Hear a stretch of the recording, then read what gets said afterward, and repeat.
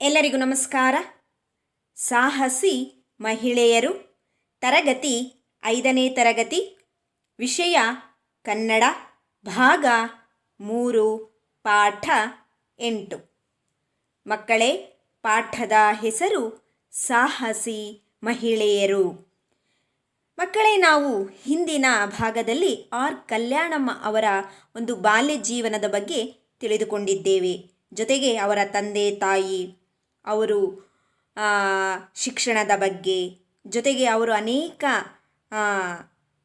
ಸಾಧನೆಯನ್ನು ಮಾಡಿದ್ದಾರೆ, ಅವುಗಳ ಬಗ್ಗೆ ಹಿಂದಿನ ತರಗತಿಯಲ್ಲಿ ತಿಳಿದುಕೊಂಡಿದ್ದೇವೆ.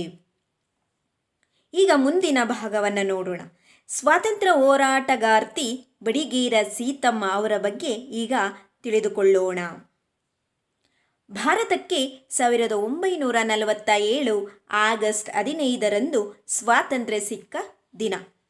ಅಂದು ತಿರಂಗಿ ಧ್ವಜವೇರಿಸಿ ವಂದೇ ಮಾತರಂ, ಭೋಲೋ ಭಾರತ್ ಮಾತಾ ಕಿ ಜೈ ಎಂದು ಘೋಷಣೆ ಮಾಡುತ್ತಾ ಸಿಹಿ ಹಂಚಿದ ದಿನ. ಮಕ್ಕಳೇ, 1947 ಆಗಸ್ಟ್ 15 ಭಾರತ ದೇಶವು ಸ್ವತಂತ್ರ ದೇಶವಾಗಿ ಪರಿಗಣಿಸಲ್ಪಡುತ್ತದೆ. ಆ ದಿನ ತಿರಂಗಿ ಧ್ವಜ ಅಂದರೆ, ತಿರಂಗಿ ಅಂದರೆ 3 ಬಣ್ಣಗಳಿಂದ ಕೂಡಿದಂತಹ ಧ್ವಜವನ್ನು ಏರಿಸಿ ಆರಿಸುತ್ತಾ ಎಲ್ಲರೂ ಒಂದು ಘೋಷಣೆಗಳನ್ನು ಕೂಗ್ತಾರೆ. ಎಂತಹ ಘೋಷಣೆಗಳು? ವಂದೇ ಮಾತರಂ, ವಂದೇ ಮಾತರಂ ಅಂತ, ಬೋಲೋ ಭಾರತ್ ಮಾತಾ ಕಿ ಜೈ ಎಂಬ ಘೋಷಣೆಗಳನ್ನು ಮಾಡುತ್ತಾ ಎಲ್ಲರಿಗೂ ಸಹ ಸಿಹಿ ಹಂಚಿದ ದಿನವಾಗಿರುತ್ತೆ.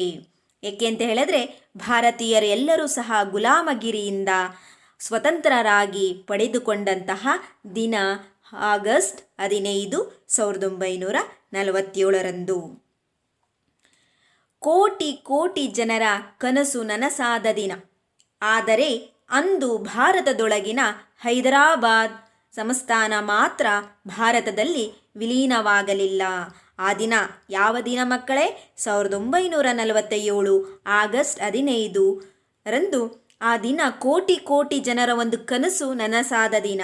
ಏಕೆಂದರೆ 1947ಕ್ಕಿಂತ ಮುಂಚೆ, ಅಂದರೆ 45, 46, 43 ಅಂತಹ ಕಾಲದಲ್ಲಿ ಬ್ರಿಟಿಷರು ಭಾರತೀಯರನ್ನು ಗುಲಾಮರಾಗಿ ನಡೆಸ್ಕೊಳ್ತಾ ಇದ್ರು. ಆದರೆ ಎಲ್ಲರ ಒಂದು ಕನಸು ಏನು? ನಾವು ಸ್ವತಂತ್ರರಾಗಬೇಕು, ನಮ್ಮದೇ ಆದಂಥ ತೀರ್ಮಾನಗಳನ್ನು ತೆಗೆದುಕೊಳ್ಳಬೇಕು. ಅಂತಹ ಕನಸನ್ನು ಕಂಡ ದಿನ ಬಂದೇ ಬಂದ್ಬಿಡುತ್ತೆ. ಯಾವ ದಿನ? 1947 ಆಗಸ್ಟ್ 15 ಕೋಟ್ಯಾಂತರ ಜನರ ಕನಸು ನನಸಾದ ದಿನ. ಆದರೆ ಭಾರತದೊಳಗಿನ ಒಂದು ಪ್ರಾಂತ್ಯ, ಆ ಪ್ರಾಂತ್ಯ ಯಾವುದು ಅಂದರೆ ಹೈದರಾಬಾದ್ ಸಂಸ್ಥಾನ ಮಾತ್ರ ಭಾರತದಲ್ಲಿ ವಿಲೀನವಾಗಲಿಲ್ಲ, ಅಂದರೆ ಸೇರ್ಪಡೆ ಆಗಲಿಲ್ಲ. ಇಲ್ಲಿ ಭಾರತದ ತ್ರಿವರ್ಣ ಧ್ವಜವನ್ನು ನಿಷೇಧಿಸಲಾಗಿತ್ತು. ಇದರಿಂದ ಹೈದರಾಬಾದ್ ಪ್ರಾಂತ್ಯದ ಜನರು ನಿಜಾಮನ ವಿರುದ್ಧ ಸಿಡಿದೆದ್ದರು. ಇಡೀ ಭಾರತ ಸ್ವತಂತ್ರವನ್ನು ಪಡೆದುಕೊಂಡ ಒಂದು ಆನಂದದಲ್ಲಿ, ಅಂದರೆ ಸಂತೋಷದಲ್ಲಿ ಘೋಷಣೆಗಳನ್ನು ಆಗ್ತಾ ಇದ್ದರೆ, ಹೈದರಾಬಾದ್ ಪ್ರಾಂತದ ಜನರು ಮಾತ್ರ ಸುಮ್ಮನಿರ್ತಾರೆ. ಯಾಕೆ ಅಂತ ಹೇಳಿದ್ರೆ, ಅವರಿಗೆ ಸ್ವತಂತ್ರವನ್ನು ಘೋಷಣೆ ಮಾಡಿರಲಿಲ್ಲ. ತ್ರಿವರ್ಣ ಧ್ವಜವನ್ನು ನಿಷೇಧ ಮಾಡಿದ್ರು. ಈ ಹೈದರಾಬಾದ್ ಒಂದು ಪ್ರಾಂತ್ಯದಲ್ಲಿ ನೀವು ತ್ರಿವರ್ಣ ಅಂದರೆ ನಮ್ಮ ದೇಶದ ಬಾವುಟವನ್ನು ಆರಿಸಬಾರದು ಎಂದು ನಿಷೇಧಾಜ್ಞೆಯನ್ನು ಮಾಡಿರ್ತಾರೆ. ಇದರಿಂದ ಹೈದರಾಬಾದ್ ಪ್ರಾಂತ್ಯದ ಜನರು ನಿಜಾಮನ ವಿರುದ್ಧ ಸಿಡಿದಿರ್ತಾರೆ. ಇಲ್ಲ, ತ್ರಿವರ್ಣ ಧ್ವಜವನ್ನು ಹಾರಿಸಬೇಕು ಎಂದು ಜನರು ನಿಜಾಮನ ವಿರುದ್ಧ ಸಿಡಿದೆದ್ದರು.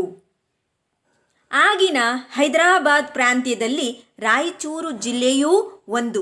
ಆ ಜಿಲ್ಲೆಯ ಕುಷ್ಟಗಿ ತಾಲೂಕಿನ ಮಾಲಗತ್ತಿ ಗ್ರಾಮದಲ್ಲಿ ಜನ ಸೇರಿದರು.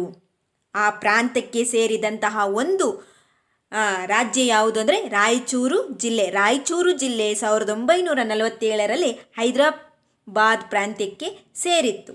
ಇದು ಯಾವ ಒಂದು ತಾಲೂಕಿನಲ್ಲಿ ಬರುತ್ತೆ? ಕುಷ್ಟಗಿ ತಾಲೂಕಿನ ಮಾಲಗತ್ತಿ ಗ್ರಾಮದಲ್ಲಿ ಒಂದು ಪುಟ್ಟ ಹಳ್ಳಿಯಲ್ಲಿ ಎಲ್ಲ ಜನರು ಗುಂಪಾಗಿ ಸೇರಿದ್ದರು. ಸುತ್ತಮುತ್ತಲಿನ ಹಳ್ಳಿಗಳಿಂದ ಸಾವಿರಾರು ಜನರು ಬಂದರು.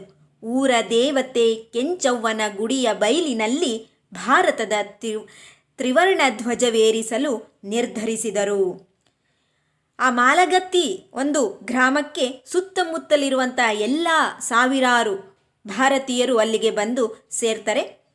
ಅಲ್ಲಿ ಊರ ದೇವತೆಯಾದಂಥ ಅಂದರೆ ಮಾಲಗತ್ತಿ ಊರ ದೇವತೆಯಾದಂತಹ ಕೆಂಚವನ ಗುಡಿಯ ಮುಂದೆ ಒಂದು ಬೈಲಿನಲ್ಲಿ ಎಲ್ಲರೂ ಸೇರಿ ಭಾರತದ ತ್ರಿವರ್ಣ ಧ್ವಜವನ್ನು ಹಾರಿಸಲು ಎಲ್ಲರೂ ಸಹ ತೀರ್ಮಾನವನ್ನು ಮಾಡ್ತಾರೆ.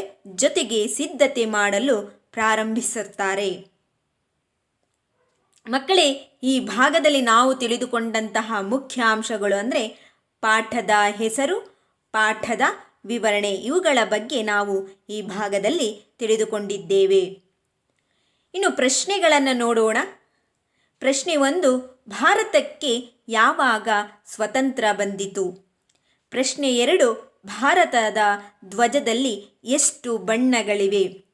ಪ್ರಶ್ನೆ 3, ಯಾವ ಸಂಸ್ಥಾನ ಭಾರತದೊಂದಿಗೆ ವಿಲೀನವಾಗಲಿಲ್ಲ?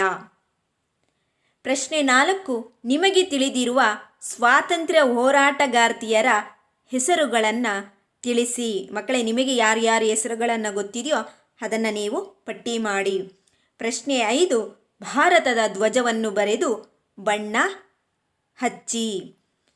ಮಕ್ಕಳೇ, ಈ ಎಲ್ಲ ಪ್ರಶ್ನೆಗಳನ್ನು ನಿಮ್ಮ ನೋಟ್ ಪುಸ್ತಕದಲ್ಲಿ ಬರೆದುಕೊಂಡು ನೀವೇ ಸ್ವತಃ ಉತ್ತರಗಳನ್ನು ಹುಡುಕಿ ಬರೆದುಕೊಳ್ಳಬೇಕು.